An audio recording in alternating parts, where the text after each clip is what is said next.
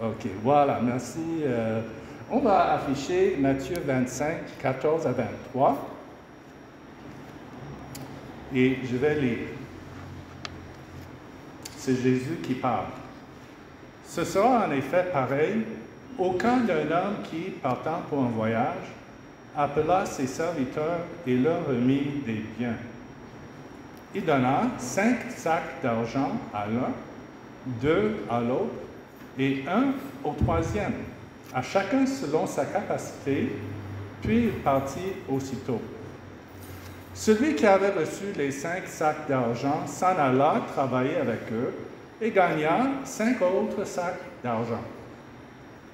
De même, celui qui avait reçu les 2 sacs d'argent en gagna 2 autres.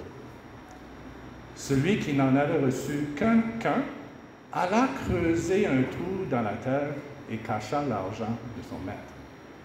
Longtemps après, le maître de ses serviteurs revint et leur fit rendre des comptes. Celui qui avait reçu les 5 sacs d'argent s'approcha en apportant 5 autres et dit, « Seigneur, tu m'as remis 5 sacs d'argent, en voici 5 autres que j'ai gagnés. » Son maître lui dit, « C'est bien, bon et fidèle serviteur, tu as été fidèle. En peu de choses, je te confierai beaucoup. Viens partager la joie de ton maître. » Celui qui avait reçu les 2 sacs d'argent s'approcha aussi et dit, « Seigneur, tu m'as remis 2 sacs d'argent, en voici 2 autres que j'ai gagnés. » Son maître lui dit, « C'est bien, bon et fidèle serviteur, tu as été fidèle en peu de choses, je te confierai beaucoup. Viens partager la joie de ton maître. » On va s'arrêter là. Je le fais volontairement, parce qu'il y a aussi le troisième, mais ce n'est pas de lui que je vais parler aujourd'hui. D'accord. Donc, le thème de ce mois, comme vous voyez sur la belle affiche, devant, c'est le travail. Donc, il y a 2 semaines, le pasteur a donné le coup d'envoi en parlant sur le thème de la paresse. Et dimanche dernier, son thème était « Non à la médiocrité ». Donc, aujourd'hui, je vais lancer la deuxième mi-temps en parlant sur le thème de « Oui à l'excellence ». Donc, la semaine passée, c'était « Non à la médiocrité ». Aujourd'hui, c'est « Oui à l'excellence ». Dimanche dernier, en nous exhortant à dire « Non à la médiocrité », le pasteur a quand même parlé de la recherche de l'excellence dans tout ce que nous faisons. Mais ce matin, je voudrais aller un peu plus dans les détails. En fait, je ne sais pas s'il y a quelqu'un ici qui travaille dans le secteur bancaire, mais mes parents travaillaient dans le secteur bancaire au Canada. Ils nous ont dit que la façon de reconnaître un faux billet, comment est-ce qu'on reconnaît un faux billet de banque? C'est en se familiarisant dans le moindre détail avec le vrai billet de banque. Et c'est comme ça qu'on peut reconnaître les faux billets. Donc aujourd'hui, je veux mettre l'accent sur ce que c'est que l'excellence. Le pasteur a parlé de la médiocrité, ce qui était en fait le faux billet, n'est-ce pas? Donc aujourd'hui, je vais parler du vrai, ce qui est l'excellence. Donc, quand vous pensez à l'excellence, quels sont les textes bibliques qui vous viennent à l'esprit? Quel texte vous motive à rechercher l'excellence? Pour moi, l'un des textes qui me motive, c'est Matthieu 22, 37 à 39. Donc là, un pharisien vient de demander à Jésus quel était dans la loi le commandement le plus grand. Et Jésus lui répondit, « Tu aimeras le Seigneur ton Dieu de tout ton cœur, de toute ton âme et de toute ta pensée. » C'est le premier commandement et le plus grand. Et voici le deuxième, qui lui est semblable. Tu aimeras ton prochain comme toi-même.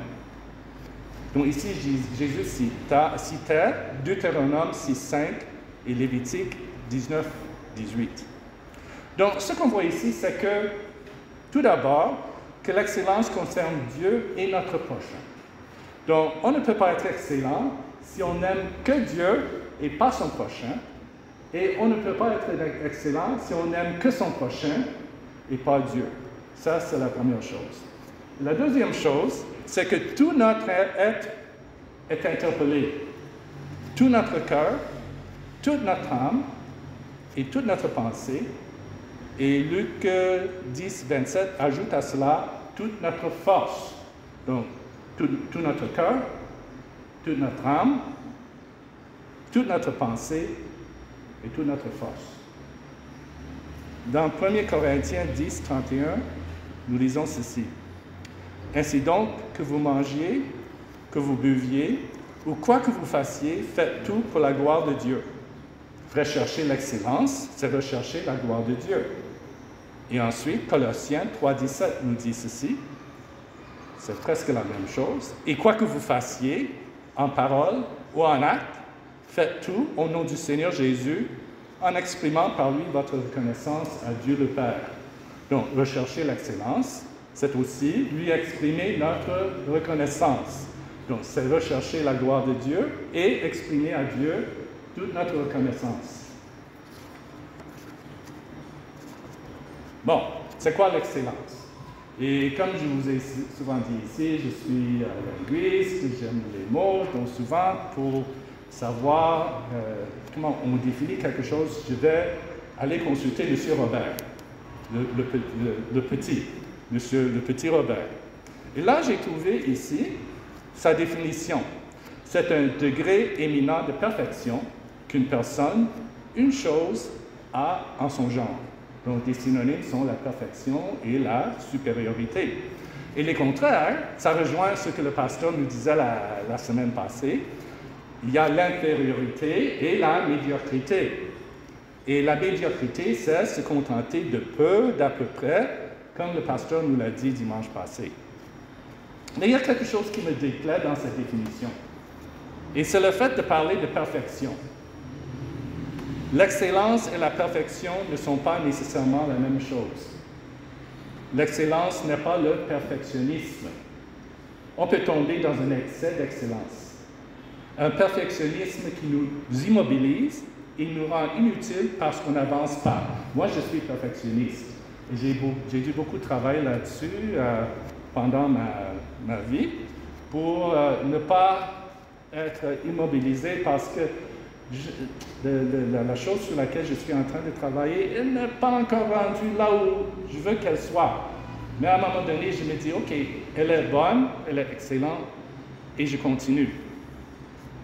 Donc, je vais proposer une définition plus biblique que j'ai trouvée, et elle vient d'un pasteur anglais, un feu pasteur anglais qui s'appelle J. Hampton Kipley III. Et je cite. Du point de vue biblique, rechercher l'excellence, c'est ne ménager aucun effort pour tirer le meilleur parti possible des dons et des compétences que Dieu nous donne. On donne le meilleur de soi-même pour la gloire de Dieu. Dieu nous a donné des dons, il nous a donné à chacun de nous des compétences, et chacun de nous, on donne le meilleur de nous-mêmes pour sa gloire. Voilà une définition qu'on peut donner au mot excellence. Et pour revenir à Matthieu 22, là où Jésus dit « Tu aimeras ton prochain comme toi-même », j'ajouterai ceci. Et pour être une bénédiction pour les autres, pour son prochain. On n'est pas excellent juste pour nous-mêmes, mais pour être une source de bénédiction pour les autres. Donc, lorsque nous cherchons à marcher dans la voie de l'excellence, Dieu est honoré et les autres personnes sont bénies.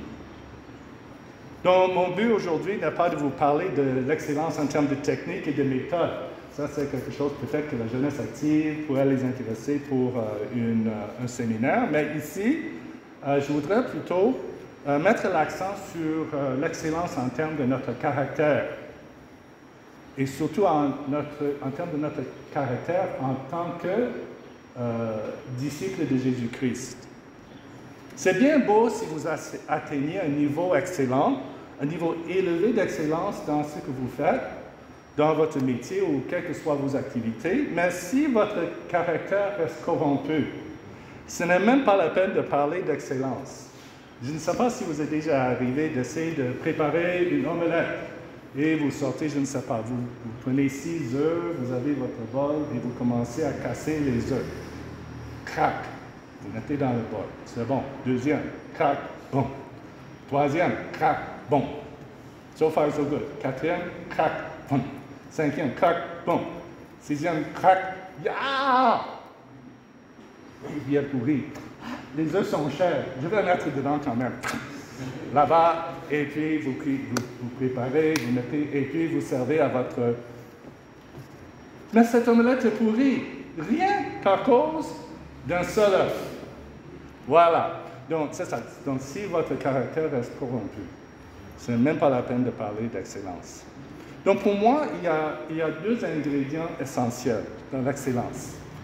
Il y a l'intégrité, il y a la diligence. Bon, ce n'est pas la première fois que je parle sur ces thèmes. J'ai déjà fait 2-3 fois. Je suis dans cette assemblée depuis 2004, mais je sais que le public a aussi beaucoup changé et j'essaie de l'aborder aussi d'un autre point de vue. Donc, j'espère que pour certains d'entre vous, ce sera comme une répétition, n'est-ce pas? Je vais vous rafraîchir la mémoire, mais pour d'autres, peut-être que c'est nouveau pour vous. Donc, il y a d'abord l'intégrité et ensuite la diligence. Donc, pour dire oui à l'excellence, il faut d'abord dire oui à l'intégrité et à la diligence. Et comme les différentes épices qu'on ajoute à une sauce, ces deux ingrédients se marient très bien et font ressortir toutes les bonnes de la vie qui est consacrée à Jésus-Christ. Donc, tout d'abord, l'intégrité est liée à notre caractère. Donc, quand vous pensez à l'intégrité, pensez à votre caractère. Le pasteur Kittley, que je viens de citer, dit que le caractère, c'est ce qui nous donne de la profondeur d'esprit et nous rend sages. Ça nous donne de la profondeur d'esprit et nous rend sages. Donc, l'intégrité concerne mon cœur. C'est bon? La diligence, pour sa part, est liée à nos actes, à notre comportement, à la manière dont nous abordons nos activités et nos responsabilités de tous les jours. La diligence concerne mes mains. Donc, je vais vous inviter à répéter et à faire les gestes avec moi. Donc, l'intégrité concerne mon cœur. On y va? L'intégrité concerne mon cœur. Voilà. La diligence concerne mes mains. La diligence concerne mes mains. Voilà. Bravo.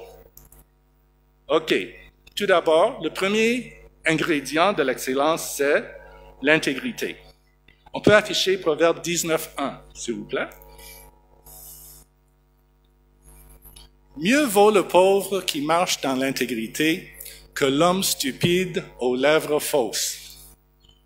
Mieux vaut le pauvre qui marche dans l'intégrité que l'homme stupide aux lèvres fausses.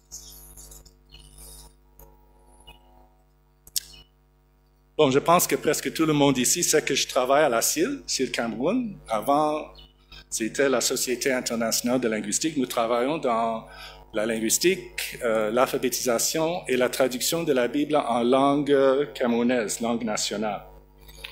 Bon, jusqu'à tout récemment, si vous vouliez prendre un jus à la CIL, vous aviez soif, vous vouliez prendre un Coca, un Fanta, c'était du libre service. Il y avait dans notre réfectoire un frigo qui contenait des jus, des Coca, des Sprite, des Fanta. Et le staff était libre d'en acheter pour se désaltérer ou pour en offrir à nos visiteurs.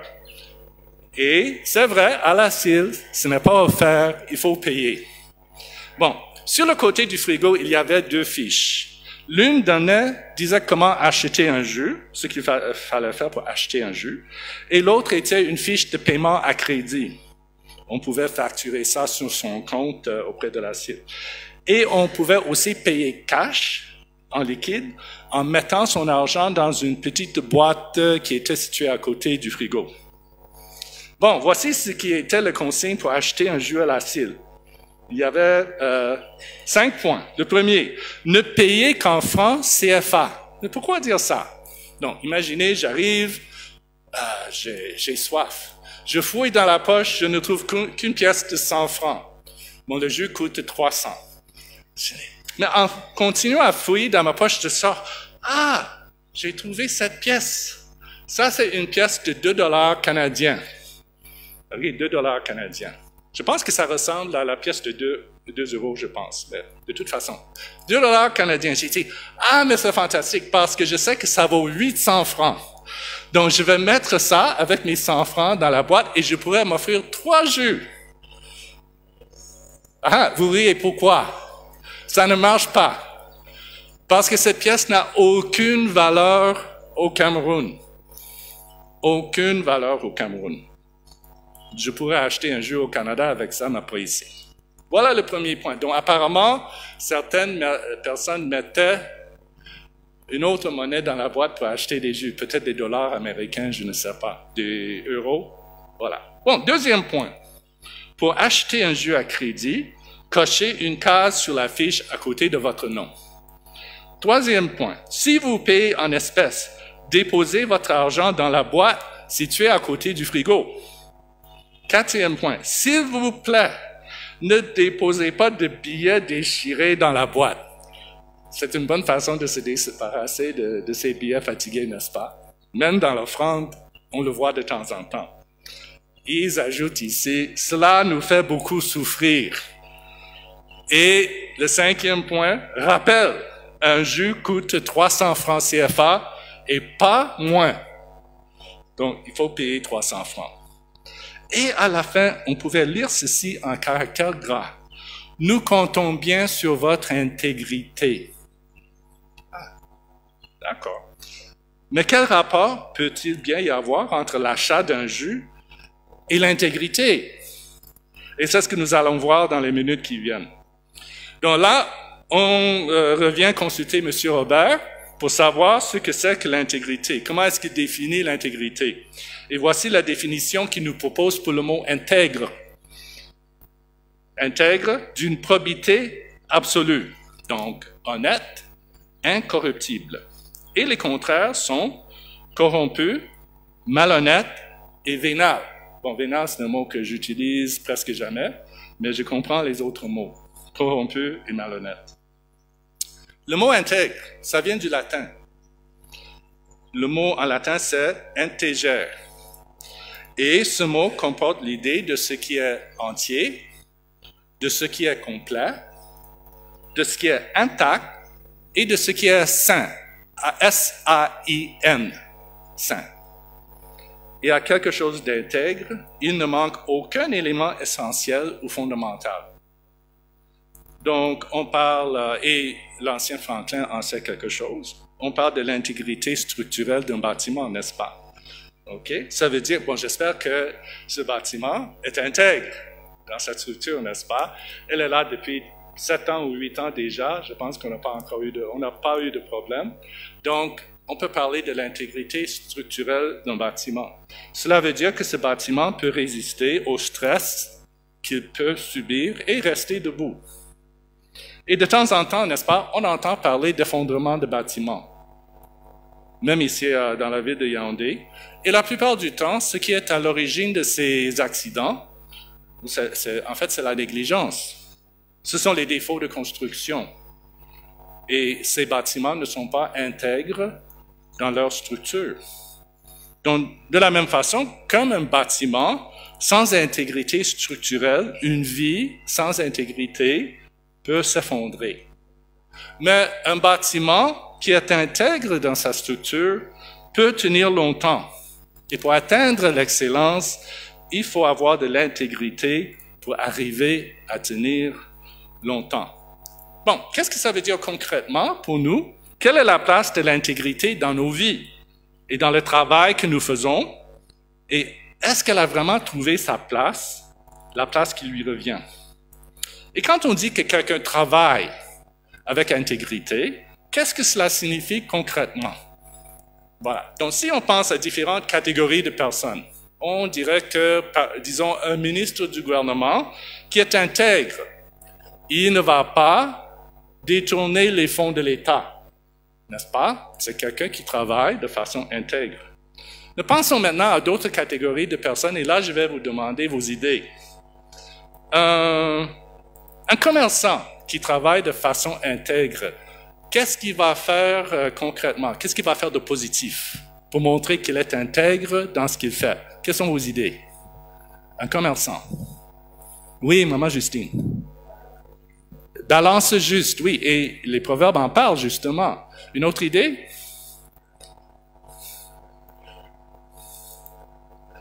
Vous allez dans une boutique et vous voyez un commerçant et vous dites, voilà, je l'aime beaucoup, il est honnête. Parce qu'il a fait quoi? Pardon? J'ai pas bien compris. Les prix. Ah, juste prix. Voilà. OK, merci. Un étudiant qui agit avec intégrité, qu'est-ce qu'il va faire concrètement? OK, il va falloir, vous voyez, j'ai déjà plus de 60 ans, les oreilles ne marchent plus comme elles marchaient avant. Il faut parler fort. Un étudiant. Pardon? Il ne triche pas, merci. Une autre idée, j'avais vu, Jules Marcel, tu avais le doigt levé.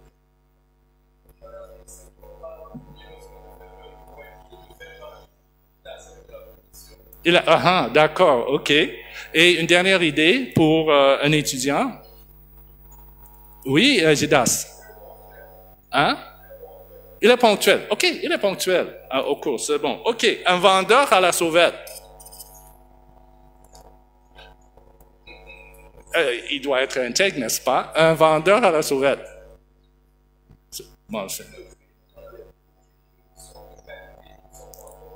voilà, il ne vend que les produits de qualité qui ne sont pas encore périmés. Et une autre idée pour un vendeur à la sauvette, il agit d'une façon qui va vous encourager à retourner le voir. Hein? Il ne permet pas vous connaître. Oui, voilà, c'est ça. Merci. OK, un ancien de l'Église. Un ancien de l'Église. Comment voulez-vous que je me comporte? Pour vous montrer que j'ai de l'intégrité. Le docteur Waznion, OK, je te demande, un ancien de l'Église. Il ne ment pas, merci, OK. J'attends toujours la réponse du frère Yves. Voilà, OK, merci beaucoup. Et le dernier, c'est un chômeur. Un chômeur. Oui, Yves. Il ne va pas fausser le CV, par exemple. Voilà, OK, merci. Donc, vous voyez, l'intégrité est pour tout le monde et pas seulement pour les ministres. C'est pour tout le monde. Ce n'est pas parce que vous avez des problèmes que ça ne vous concerne pas. Vous dites, oh, je suis trop pauvre, je veux tel emploi, donc je vais fausser mon CV. Non. Que dit notre texte? Mieux vaut le pauvre qui marche dans l'intégrité. OK. Donc, on peut penser que l'intégrité, l'honnêteté, la probité, ce n'est que pour les grandes affaires de la vie. Vous occupez un poste de responsabilité dans une administration ou dans une entreprise et vous ne bouffez pas l'argent. Mais c'est bon, mais qu'est-ce que Jésus a dit à ce sujet? À la fin de la parabole de l'économe malhonnête, Jésus a dit, et c'est dans Luc 16, 10, non, c'est pas dans la liste que je vous ai donnée, pas besoin d'afficher. Jésus a dit ceci à la fin de la parabole de l'économe malhonnête. Celui qui est fidèle dans les petites choses l'est aussi dans les grandes. Et celui qui est malhonnête dans les petites choses l'est aussi dans les grandes. Donc, notez-le bien. Celui qui est malhonnête dans les petites choses l'est aussi dans les grandes. Donc, pour revenir à la question des jus à la cire, je crois que si vous payez fidèlement vos 300 francs chaque fois que vous prenez un jus dans le frigo, cela veut dire que vous êtes digne de confiance. Vous êtes intègre. Alors, il n'est pas impossible qu'un jour, on vous confie la gestion de beaucoup plus d'argent parce qu'on se dit que vous n'allez pas détourner l'argent de la maison. Vous savez agir avec intégrité, avec honnêteté dans les petites choses. Et le Dieu que vous servez en sera honoré. Mais si vous vous dites, bof, ce n'est que 300 francs, la cire a déjà beaucoup d'argent. Ce n'est que 300 francs, j'en ai bien plus besoin pour autre chose. Et puis vous prenez le jus sans payer. Alors là, je dirais qu'il manque un élément essentiel dans votre caractère, dans votre cœur. N'oubliez pas que l'intégrité, ça concerne notre cœur. On aura du mal à vous faire confiance parce que vous manquez d'intégrité dans les petites choses et vous déshonorez le Dieu que vous prétendez servir. Donc voilà pour le premier ingrédient de l'excellence, l'intégrité. Maintenant, je vais passer à la diligence, qui est le deuxième ingrédient de l'excellence. Et qu'est-ce que la diligence concerne? Qu'est-ce qu'on a dit? Mes mains. Mes mains.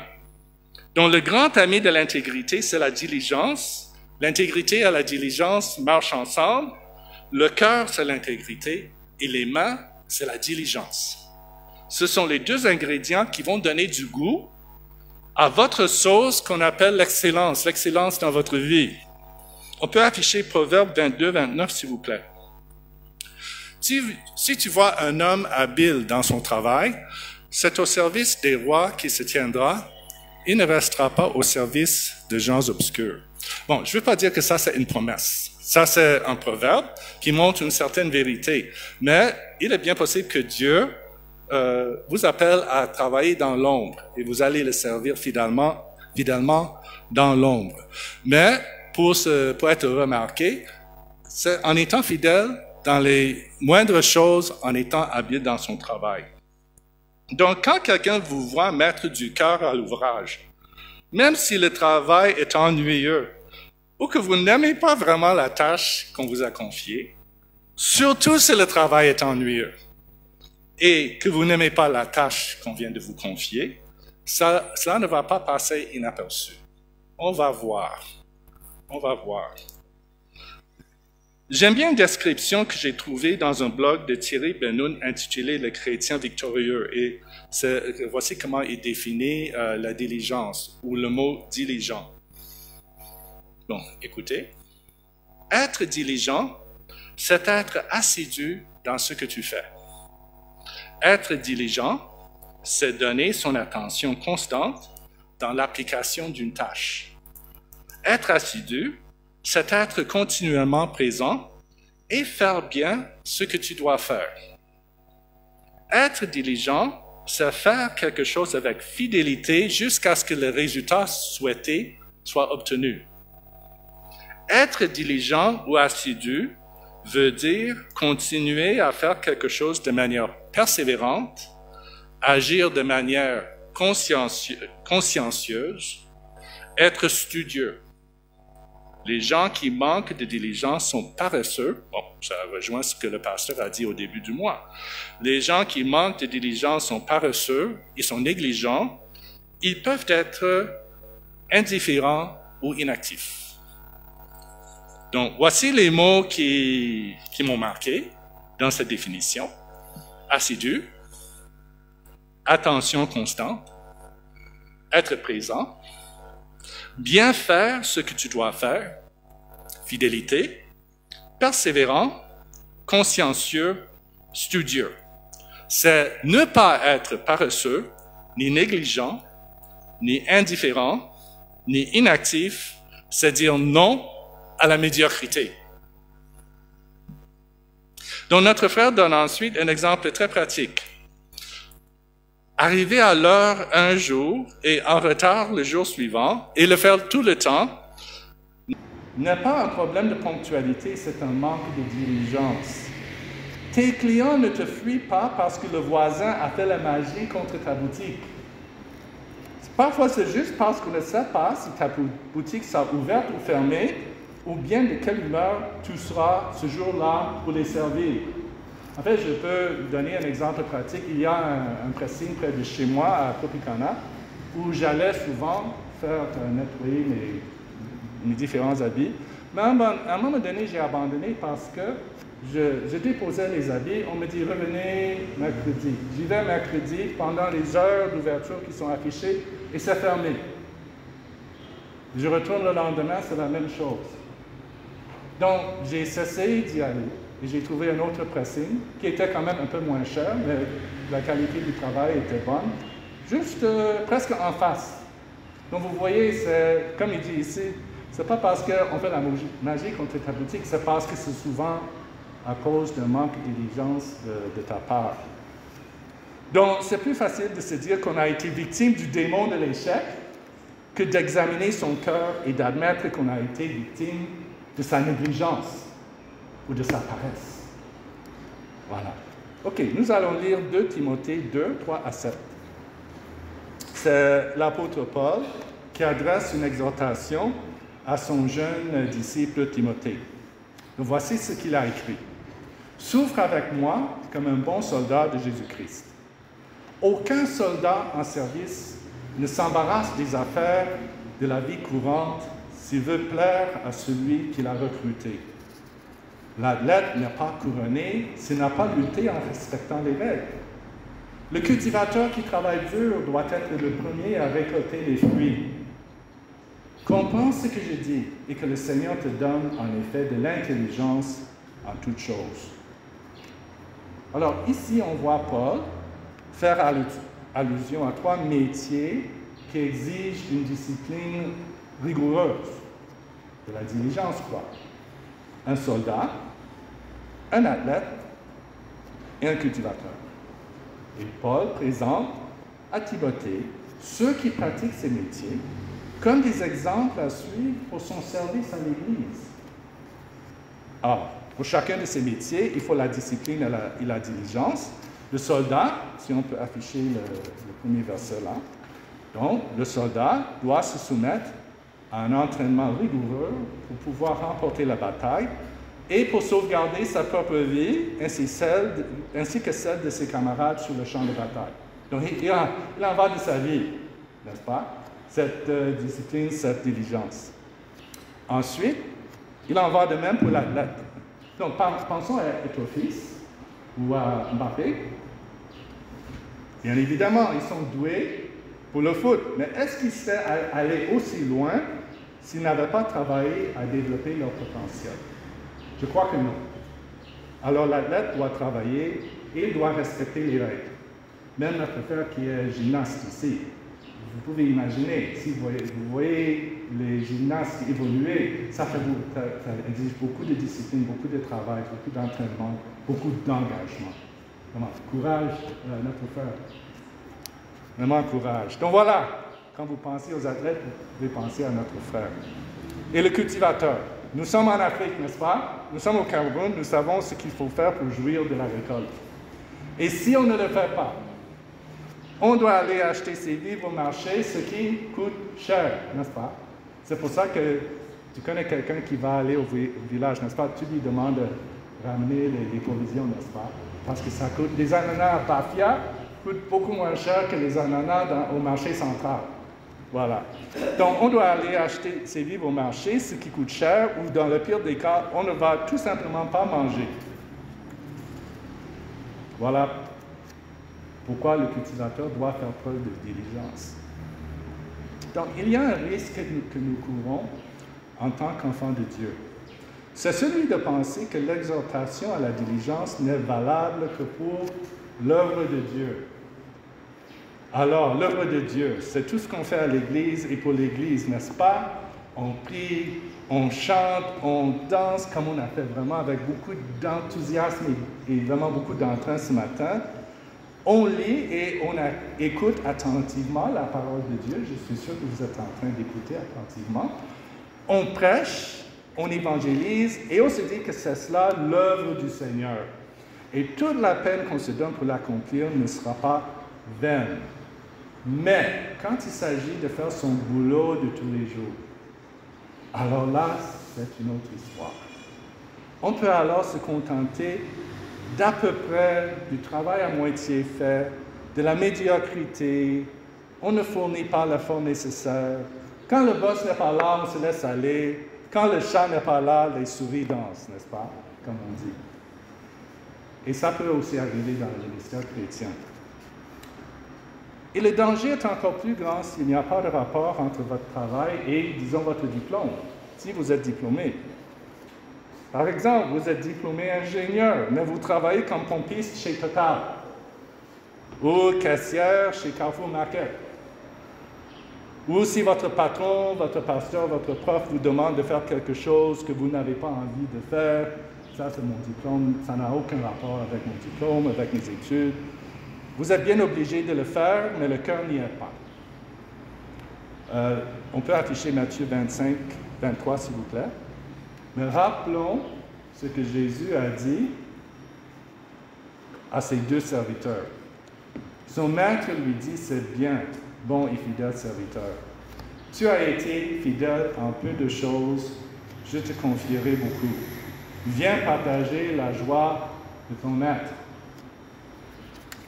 Il a eu une belle récompense. Vous pouvez voir que l'intégrité et la diligence vont ensemble. Donc, le serviteur a été honnête et il a été, c'est-à-dire intègre, il a été diligent.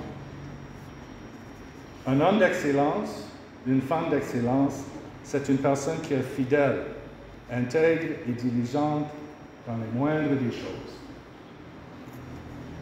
Bon, je voudrais adresser un mot aux jeunes, ok? Jeunes actifs. Voilà, vous êtes au début de votre vie, fin des études, début de la vie active, et bien souvent vous êtes impatient qu'on vous confie de grandes responsabilités. Vous voulez montrer de quoi vous êtes capable, de quelle voie vous vous chauffez. Vous voulez montrer aux aînés que vous n'êtes plus des enfants, n'est-ce pas? Je peux le faire. Mais ce qu'on oublie souvent, c'est que pour se voir confier de grandes responsabilités, il faut savoir faire preuve de diligence et d'intégrité dans les petites choses. Quand vous vous trouvez au bas de l'échelle, dans la structure qui vous a recruté, par exemple. Bon, au bas de l'échelle, c'est une expression qu'on utilise en anglais, bottom of the ladder. Est-ce qu'on dit la même chose en français, plus ou moins? Oui, vraiment, vous êtes au bas de l'échelle, au premier rang. Voilà. Autrement dit, il faut rechercher l'excellence même dans les petites choses.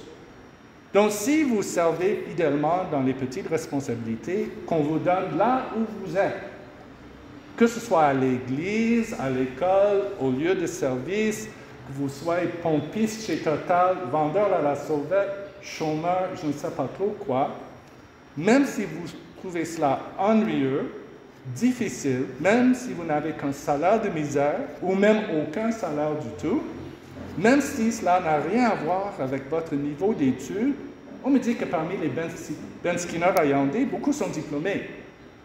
C'est ce que quelqu'un m'a dit. Bon, ça va se voir si vous êtes fidèle. Ça ne veut pas dire que vous ne devez pas chercher autre chose. Mais tant que vous êtes là où vous êtes, mettez-y votre cœur. Ça va se voir et on dira que voilà quelqu'un sur qui on peut compter. Bon, ça va prendre du temps, mais persévérer. Persévérer. 1 Corinthiens 10, 31. Ainsi donc, que vous mangiez, que vous buviez, ou quoi que vous fassiez, faites tout pour la gloire de Dieu. Et Colossiens 3, 17. Et quoi que vous fassiez, en parole ou en acte, faites tout au nom du Seigneur Jésus, en exprimant par lui votre reconnaissance à Dieu le Père. Bon, pour conclure, vivre dans l'excellence, dire oui à l'excellence, c'est marcher dans la voie de l'intégrité et de la diligence pour la gloire de Dieu et pour bénir les autres. Et Dieu va à son tour vous bénir. Mais, prenez, d'abord et avant tout, c'est pour glorifier Dieu et être une bénédiction pour les autres. Bon, ça ne veut pas dire nécessairement qu'on va faire de vous un ministre ou qu'on va vous confier la gestion de millions. On peut souvent regarder l'histoire de Joseph dans Genèse et on vous dit, me voilà, je déclare que je vais être comme Joseph. Non, ça ne marche pas nécessairement comme ça. Hein.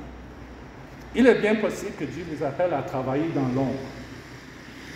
Mais, même dans l'ombre, quand vous travaillez avec excellence, avec diligence et intégrité, avec vos mains et votre cœur, Dieu voit, il sourit et il fera de vous une source de bénédiction et il vous fera partager la joie de votre maître. Donc, pour revenir au premier texte, Jésus répondit à ce pharisien qui a demandé, « Maître, quel est le plus grand commandement de la loi? » Jésus lui répondit, « Tu aimeras le Seigneur ton Dieu de tout ton cœur, de toute ton âme et de toute ta pensée. C'est le premier et le plus grand commandement. Et voici le second, qui lui est semblable. Tu aimeras ton prochain comme toi-même. » Donc, servons-le donc avec excellence, avec diligence, avec intégrité. Et pour conclure, je vais vous inviter à méditer devant le Seigneur sur la question suivante. Nous allons prier, mais en méditant sur cette question. Donc, prions. Voici la question. Quelles sont les petites choses dans lesquelles Dieu vous appelle à être fidèle aujourd'hui? Ces choses pour lesquelles vous avez peut-être manqué d'excellence, c'est-à-dire d'intégrité et diligence. Prenez quelques moments pour y réfléchir.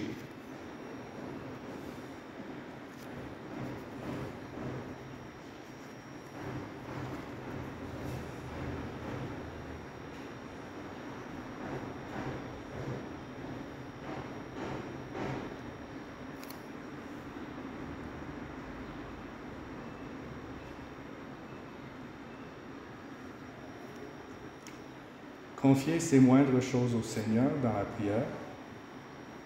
Demandez-lui de vous donner la capacité de marcher fidèlement dans la voie de l'excellence, pour sa gloire et pour bénir les autres.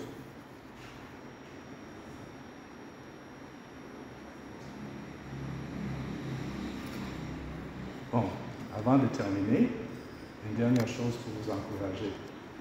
Comme j'ai partagé, c'était pendant la présidence du culte au mois de mars. Bon, en avril, j'ai dit que il ne faut oublier que pour nous qui sommes chrétiens, nous sommes repentis, nous avons cru l'Évangile, nous avons reçu Jésus, nos péchés sont pardonnés. Dieu est pour nous. Jésus prie pour nous. Même si vous vous sentez incapable, Jésus intercède pour nous. Il nous a donné son Saint-Esprit. C'est le Saint-Esprit qui nous rend capables de vivre dans l'excellence. Si vous reconnaissez qu'il y a des domaines dans votre vie où il vous manque quelque chose, surtout au niveau de l'intégrité, confiez ça à Dieu. Demandez-lui pardon, recevez son pardon et recevez la force qu'il va vous donner pour pouvoir vraiment marcher d'une façon qui est digne de lui et qui va lui plaire entièrement. Une vie qui sera porteuse de beaucoup d'œuvres bonnes et qui va être une bénédiction pour votre entourage. Et qui va vraiment témoigner que vous êtes quelqu'un qui aime Jésus-Christ et qui le suivez.